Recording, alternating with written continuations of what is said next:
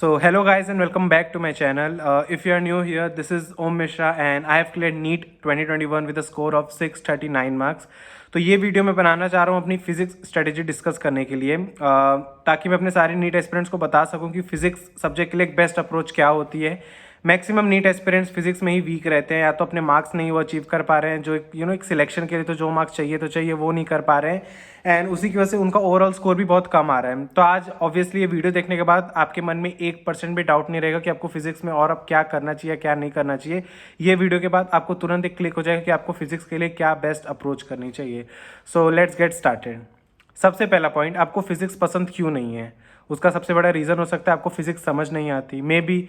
तो आप ये क्वेश्चन करिए कि आपके टीचर आज शायद आपको ढंग से समझा नहीं रहे हैं, या आप जो बुक फॉलो कर रहे हो उसमें अच्छे से फिजिक्स नहीं समझाया जा रहा है। ये रीज़न है, तभी आपको एक तो फिजिक्स समझ नहीं आ रही। जब समझ नहीं आएगी तो आप क्वेश्चंस क्या करेंगे, जब क्वेश्चंस नहीं करेंगे तो मार्क्स अच्छे नहीं आएंगे एंड अल्टीमेटली हम डीमोटिवेट हो जाएंगे। दूसरा रीज़न हो सकता है मे बी आपको कहीं ना कहीं समझ भी आती हो लेकिन आपको सब्जेक्ट में ही इंटरेस्ट नहीं है। रोटेशन हो रहा है, system of particle, gravitation, fluid का फिजिक्स है, आपको सब में इंटरेस्ट ही नहीं है, आपको बायो और केमिस्ट्री पसंद है। लेकिन ये दो रीज़न अगर आपके हैं तो try to work on them. आपके पास अब इस समय जनरल कैटेगरी या गवर्नमेंट कॉलेज चाहिए, तो आप देख रहे हैं कंपटीशन किस हद तक बढ़ गया है। आपको कोई चीज़ पसंद नहीं आ रही तो उसको पसंद करिए। आपके पास इस समय कोई एक्सक्यूज़ नहीं है कि आपको फिजिक्स नहीं पसंद, आप केमिस्ट्री बायो में खूब मेहनत करके आप इतने मार्क्स ला सकते हैं। आप केमिस्ट्री बायो में बाई चांस ऐसे फुल लाना तो एक आध क्वेश्चन तो उनमें भी टफ आना ही आना है, फिर भी आप वो दोनों में एकदम फुल ला ली तो भी 540 मार्क्स। स्टिल आपको 100 या 100 मार्क्स तो मिनिमम फिजिक्स में लाने ही पड़ेंगे कि आपके एटलीस्ट 640 मार्क्स हो सके। एंड ऑब्वियसली उन दोनों में फुल आना एकदम कंफर्म नहीं है आपका। मे बी आपसे कुछ सिली मिस्टेक हो जाए या उस साल का वही सब्जेक्ट टफ आ जाए जो आपने अच्छे से प्रिपेयर किया है। तो फिजिक्स में 120 140 ये स्कोर आना तो मस्ट है अगर आपको सिलेक्शन चाहिए। तो कोई फिजिक्स नहीं, कोई गवर्नमेंट कॉलेज नहीं, कोई सिलेक्शन नहीं, तो पहले अपने मन से ही हटा दीजिए कि मैं फिजिक्स नहीं करूँगा तो भी मेरा सिलेक्शन हो जाएगा। अनटिल एंड अनलेस आपका कोई रिजर्वेशन है या कोई रिजर्वेशन है, आपको बीडीएस करना है, आपको प्राइवेट सेमी गवर्नमेंट भी चलेगी, तो ये रीज़न ठीक है, आप फिजिक्स को ध्यान ना दे सिर्फ फॉर्मूले पढ़ के चले जाए वो। लेकिन आपका रिजर्वेशन नहीं है, जनरल कैटेगरी से है, या आपको बहुत हाई गवर्नमेंट कॉलेज में एडमिशन लेना है, तो कोई एक्सक्यूज़ नहीं बनता कि आप फिजिक्स छोड़े। आपको फिजिक्स के हर एक चैप्टर अच्छे से करने पड़ेंगे। तो मैं बुक्स की अगर बात करूं तो सबसे पहले अगर आप एलन या आकाश कोचिंग में हैं तो आप उनकी मॉड्यूल एकदम ब्लाइंडली फॉलो कर सकते हैं। स्पेशली नीट का मटेरियल वो लोग जैसा भी बनाते हैं, वो लोग सबसे पहले आपको थियोरी पार्ट तो लिखा रहेगा उस बुक में, उसके अलावा आपको सॉल्व्ड एग्जांपल्स देंगे, आपको बीच में चेक पॉइंट्स या छोटी मोटी जो एक्सरसाइजेज आती हैं वो देंगे, फिर आपकी मेन एक्सरसाइज आएगी और फिर PYQs आएंगे। तो अगर आप एक अच्छे कोचिंग में हैं तो आप उनकी मॉड्यूल को सबसे पहले फॉलो करिए, चाहे वो एलन हो, आकाश हो या कोई भी बहुत फेमस इंस्टीट्यूट है, सिर्फ यही दो नहीं, तो आप उनकी कोचिंग मॉड्यूल अच्छे से फॉलो करें। इन केस आप कोचिंग नहीं जाते हैं या आप उनके मॉड्यूल से भी अपनी प्रिपरेशन अच्छी नहीं कर पा रहे, आप कंफर्टेबल नहीं हैं, तब मैं आपको सजेशन दूंगा कि आप DC पांडे बुक ज़रूर लीजिए। हाँ, अगर आप उनके मॉड्यूल से बेनिफिशियल आपको नहीं मिल रहा है या आप कोचिंग ज्वाइन नहीं किए, आपके पास कोई मटेरियल नहीं है, तो DC पांडे बुक आपके पास होना मस्ट है अगर आपका फिजिक्स वीक है। मैंने पर्सनली वो बुक फॉलो की है एंड मैं जो मार्क्स आज लेके आया हूँ उसी बुक के दम पे लेके आया हूँ। तो DC पांडे एक बहुत ही अच्छी बुक है। सबसे पहले तो उसमें थियोरी बहुत ईजी वे में लिखी हुई है, उसका सबसे बेनिफिशियल पॉइंट ये है कि उसमें थियोरी बहुत ही ईजी वे में लिखी गई है, आप अच्छे से पढ़ सकते हैं। बहुत सारे सॉल्व्ड एग्जांपल्स हैं, आपको करने ही हैं। सॉल्व्ड एग्जांपल्स करोगे तब भी कॉन्फिडेंट बढ़ेगा। आप डायरेक्टली आंसर एक्सरसाइज पे चले जाओ, डायरेक्टली PYQs पे चले जाओ, वो आपका सोल्यूशन नहीं है, आपको स्टेप बाय स्टेप जाना है। सबसे पहले कोई ऐसी बुक लो, DC पांडे का एग्जाम्पल दे रहा हूँ, उसकी थियोरी पढ़ो, वो लिमिटेड थियोरी के बाद कुछ सॉल्व्ड एग्जाम्पल्स आएंगे, अब उनको करो। एक बार में नहीं, एक बार में उतनी क्लियरेंस नहीं आ रही तो उन सॉल्व्ड एग्जाम्पल को 2 बार करो। वो हो जाए तो उसके बाद उनके चेक पॉइंट्स आते हैं जिनमें उन्हीं लिमिटेड टॉपिक्स के लिमिटेड सॉल्व्ड एग्जाम्पल के ऊपर कुछ MCQ लोग बनाए रहते हैं। वो या तो आपके प्रीवियस ईयर होंगे मिक्स, या तो बहुत इजी क्वेश्चन होंगे, उनको करो। फिर नेक्स्ट टॉपिक पे जाओ, वो टॉपिक अच्छे से थियोरी पढ़ो, सॉल्व्ड एग्जाम्पल्स करो, उनके चेक पॉइंट्स करो। ऐसे ये स्लोली करके आप पूरा अपना एक चैप्टर कंप्लीट करो। उसके बाद आप उनकी मेन एक्सरसाइज पे जाओ, वो मेन एक्सरसाइज करो, जो डाउट्स आ रहे हैं उनको सर्कल हाईलाइट अपनी किसी भी टीचर से पूछो, वो क्वेश्चंस हो जा रहे हैं तब आप प्रीवियस ईयर क्वेश्चंस करो। ये एक पूरा स्टेप है जो आप हर एक चैप्टर के लिए लगाओगे तब जाके आपके पास आएगा। और बिलीव मी, लेजीनेस करना एकदम मना है। अगर आप लेजीनेस करोगे, थियोरी पढ़ने में आलस आ रहा है, सॉल्व एग्जाम्पल करते करते मन नहीं लग रहा है, ये वो, तो कोई एक्सक्यूज़ नहीं, आप कंपटीशन से बाहर हो, ये सब एक्सक्यूज़ आपको नहीं चाहिए। आप सच में अगर ट्रूली फेस कर रहे हो प्रॉब्लम, तो आप उसको कॉन्कर करने के लिए आप हर चीज़ें करोगे। थियरी पढ़ो, सॉल्व एग्जाम्पल करो, उनके चेक पॉइंट्स करो, उसके बाद मेन एक्सरसाइज पे आओ, वो पूरा करो, फिर PYQs करो। तो अब इतने पॉइंट्स आप कर लोगे ना, तो ऑब्वियसली मैं लिख के दे सकता हूँ उस चैप्टर में से नीट में चाहे 2 क्वेश्चन आता हो ना, तो आपका 1 क्वेश्चन तो पक्का ही पक्का बन जाएगा। ये तो फिर भी एक बार की बात हुई। आप ऐसे सब चैप्टर एक बार कर लोगे, फिर आप टेस्ट सीरीज दोगे अपनी, उनमें भी वो चैप्टर ऐसे ही ऐसे आप प्रिपेयर करो। उसके बाद एंडिंग में जब आप फुल सिलेबस टेस्ट देने लग जाओगे आखिरी के 1 महीने या 1.5 महीने में, तभी भी तो आप जो जो आपके चैप्टर्स होंगे उनको वापस एक एक बार ले जाना। मतलब ये प्रोसीजर जो मैंने आपको बताया, आपकी नीट के पहले 3 से 4 बार आप ये प्रोसीजर बार बार कर लीजिए, तो मुझे नहीं लगता शायद आपकी नीट में 150 प्लस लाने से तो कोई भी रोक सकता है। अगर आप ये पूरे के साथ भी कंफर्टेबल हो गए, तो आप हायर बुक्स के साथ जाइए। SC वर्मा हुई, पर ये वीडियो ऑब्वियसली वही बच्चे देख रहे होंगे जिनका फिजिक्स वीक है, तो आप ये वहाँ मत जाइए। पहले आप DC पांडे या आपकी कोचिंग की मॉड्यूल में, मैं पर्सनली आकाश में था तो मैंने उसकी मॉड्यूल भी सॉल्व की है जब मैं ड्रॉप ईयर में आ चुका था, एंड विदाउट ड्रॉप ईयर मैंने DC पांडे सॉल्व किए, एंड दोनों ही मेरे को मटेरियल अच्छा लगा। तो लेकिन DC पांडे का एक एक डिसएडवांटेज ये है कि उन्होंने NCERT के पॉइंट्स नहीं लिखे हैं। उन्होंने एक सिलेबस कवर किया है जो 11th-12th का, लेकिन NCERT की लाइनें, NCERT का एज इट इज़ कंटेंट या एग्जाम्पल वो सब नहीं रखा है। पर उसके लिए आपको NCERT पढ़नी मस्ट है। मैं फिर से कहूँगा, इस साल नीट 2021 में कुछ जो टफ क्वेश्चन आए, वो हम सबको पता है, वो टफ क्वेश्चन में से 50% क्वेश्चन हमारे सॉल्व एग्जाम्पल में से थे। तो मैं यही कहूँगा, जब आप DC पांडे जैसी बुक का ये प्रोसीजर फॉलो कर ले रहे हैं, तो उनके बाद आप अपने NCERT के जो भी सॉल्व एग्जाम्पल हैं और जो एक्सरसाइज की ईजी क्वेश्चन है जो आप कर सकते हैं, वो आप ज़रूर करिए। अब नेक्स्ट पॉइंट पे मैं आना चाहता हूँ कि आप फिजिक्स की NCERT की थियोरी नहीं पढ़ी जा रही तो भी पढ़ें। मुझे भी पर्सनली टफ लगती थी और टफ है भी, स्पेशली 11th की तो बहुत ज़्यादा टफ है। वो मे भी बहुत उन्होंने अंडरस्टैंडिंग पॉइंट ऑफ व्यू से लिखा हो, एग्जाम पॉइंट ऑफ व्यू से तो मुझे थोड़ी कम इंपॉर्टेंट लगती है। पर 12th की तो ठीक ठाक NCERT बनाई, आप पढ़ सकते हैं। तो अगर आपके पास अभी आप 11th में हैं या 12th में हैं, तो एक बार रीडिंग ज़रूर मारिए। एक ही बार में जो आप हाईलाइट या टिक मार्क कर सकते हैं करके ख़त्म करिए। फिजिक्स की NCERT को इनऑर्गेनिक या बायो की तरह आपको बार बार रटने की ज़रूरत नहीं है। एक ही बार पढ़िए, हाईलाइट या पेंसिल मार्क कर लीजिए।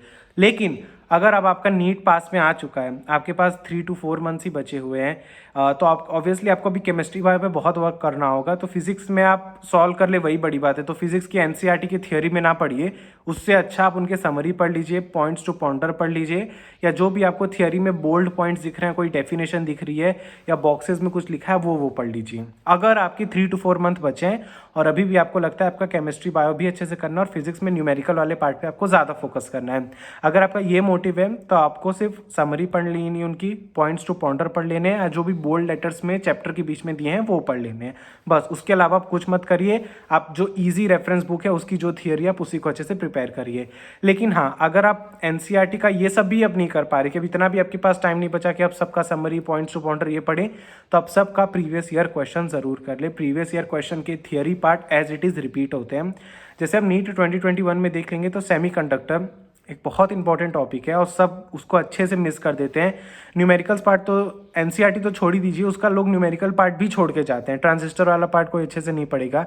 इस बार जीनर डायोड से स्टेटमेंट बेस्ड क्वेश्चन आया था, और जिन्होंने जीनर डायोड की एक एक लाइन अच्छे से पढ़ी होगी वही वो सॉल्व कर पाएंगे। तो इसीलिए कह रहा हूँ, कुछ चैप्टर हैं जिनकी NCERT पढ़ना तो मस्ट है। फॉर एग्जांपल, आप मैकेनिक्स की NCERT नहीं पढ़ेंगे तो इट्स फाइन, आप जो समरी और पॉइंट्स टू पॉइंटर आप उतना पढ़ लीजिए, या आपके टीचर ने जो नोट्स में लिखा है आप उतना पढ़ लीजिए, या मे बी आप जो भी रेफरेंस बुक जो आपको ईजी लगती है वो करें। लेकिन 11th का जो पार्ट 2 है, जिसमें पूरा थर्मल फिजिक्स है, KTG है, थर्मोडायनेमिक्स है, इसकी एक रीडिंग तो बनती है।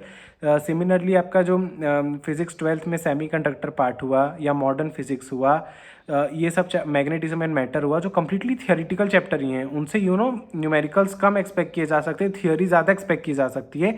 उनके आप थियोरिटिकल पार्ट भी अच्छे से पढ़िए। ओके, तो अगर आप थियोरी पार्ट नहीं पढ़ पा रहे, मेरा अगेन आपको एडवाइस है, बहुत कुछ है NCERT के फिजिक्स में भी करने को। Solve example, intext question, summary, points to ponder, ये सब कर लीजिए, आपकी आधी प्रॉब्लम तो ऐसे ही सॉल्व हो जाएगी। तो हम आ जाते हैं यूट्यूब चैनल पे, कि अगर आपके कोचिंग के लेक्चर से आप सेटिस्फाइड नहीं हैं या आपने कोचिंग ज्वाइन नहीं किए, तो कौन से यूट्यूब चैनल है जो आपकी डूबती नैया को पार लगा सकते हैं। मेरे लिए तो भाई एक ही चैनल है, और वो सबको पता है क्या है, फिजिक्स वाला। वो जब अपने पर्सनल वीडियोस अपलोड करते थे, जब उन्होंने टीचर्स हायर नहीं किए थे, मैं तब भी उनके वीडियोस देखता था। मुझे उनके वो वीडियोस भी उतने ही पसंद आए जितने वो अब वीडियोस डाल रहे हैं। उनके कंटेंट में तो कोई शक नहीं। लेकिन फॉर एग्जांपल, उनके प्लेलिस्ट अगर आपको लंबी लग रही है जो वो इंडिविजुअली बनाते थे, और आपके पास ऑब्वियसली आप 22 के एस्पिरेंट्स, आपके पास इतना टाइम नहीं है, या आपके नीट में 4 to 5 मंथ से उससे ज़्यादा नहीं है, और आप हर एक प्लेलिस्ट अब देखना चालू करेंगे तो बहुत ज़्यादा टाइम कंज्यूमिंग होगा। उसकी बजाय मैं आपको एक दूसरा एडवाइस देना चाहूँगा। उन्होंने नीट 2021 के पहले कुछ 3-4 महीने एक सीरीज़ लॉन्च की थी, उम्मीद सीरीज़, वो यूट्यूब पे फ्री है। उन्होंने वन शॉट चालू किए थे, हर एक चैप्टर का वन शॉट, वो एक ही गो में पूरा चैप्टर समझा देते थे। लेकिन बिलीव मी, वो वन शॉट तो नहीं था, वो उन्होंने कुछ भी क्रैश कोर्स ऐसा नहीं करा रहे थे, बहुत ही डिटेल में करा रहे थे।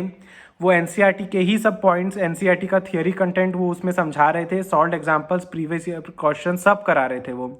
तो अगर आपको यूट्यूब की मेन हेल्प लेनी है तो कोई भी चैनल पे भटकना बंद कीजिए। उनकी उम्मीद सीरीज़ है, वो आप ज़रूर देखिए। जिन्होंने कंपटीशन वाला चैनल पे डाला है, आधा उन्होंने अपने फिजिक्स वाला चैनल पे डाला है, आधा उन्होंने कंपटीशन वाला पे डाला है। बहुत ही वैल्यूएबल है और क्वालिटी कंटेंट है। और अगर आप 11th-12th में, तब भी मैं कहूँगा एक बार आप ज़रूर देखिए। मे बी आप वो काफ़ी लंबे हैं, लेकिन वो मैं कहूँगा 5-6 घंटे के उनके लेक्चर्स रहते हैं, तो आप स्पीड बढ़ा लीजिए, या उसको अभी 4 to 5 मंथ्स हैं तो 2 दिन में एक चैप्टर कंप्लीट करिए। तो भी लेट मी टेल यू, आपको बहुत हेल्प मिलेगी अगर आप वो उनके सीरीज़ के वीडियो देखेंगे। तो फिजिक्स वाला का प्लेलिस्ट, अगर आपके पास टाइम नहीं है तो आप वो सीरीज़ वाला पार्ट तो उनका ज़रूर देखिए, हाईली रिकमेंड कहूँगा। फिर आ जाते हैं कि मिनिमम मार्क्स हमारे मॉक टेस्ट में क्या आने चाहिए कि हम नीट में एक सेफ स्कोर महसूस कर सकते हैं। अब नीट में आप फिजिक्स को छोड़ो, केमिस्ट्री बायो को आप ले लो, उसके बाद आपको मिनिमम फिजिक्स में 130 to 140 मार्क्स चाहिए ही चाहिए। अदरवाइज आप कहीं ना कहीं बैक रह जाओगे कंपटीशन में, क्योंकि आपका चाहे बायो और केमिस्ट्री जितना भी स्ट्रॉन्ग क्यों ना हो, आप कन्फर्मली नहीं कह सकते कि मेरे फुल में से फुल आएंगे। आपका सिली मिस्टेक हो सकता है, उस साल का केमिस्ट्री या बायोलॉजी ही टफ आ सकता है, तो आपका स्कोर में भी डाउन चला जाए। तो फिजिक्स में आपको मिनिमम 150 टारगेट बना के ही चलना है। और अगर पेपर में 150 मार्क्स लाने हैं तो आपके मिनिमम टेस्ट सीरीज में सब में वीक स्टूडेंट के लिए मैं कह रहा हूँ 100+ लाना चालू करो। और जो थोड़ा अबव एवरेज है उनके लिए मैं कहूँगा आप अपने टेस्ट सीरीज में 120 130 हर एक टेस्ट में लाना चालू करो। 1-2 बार आ गए आप उसी के भरोसे बैठो कि नहीं मेरे फिजिक्स में आ जाएंगे, वो एकदम गलत है। आपके हर टेस्ट में जो अबव एवरेज है 120 130 140 आने ही चाहिए। और अगर आप एक वीक स्टूडेंट हो तो try to score above 100 cross करो।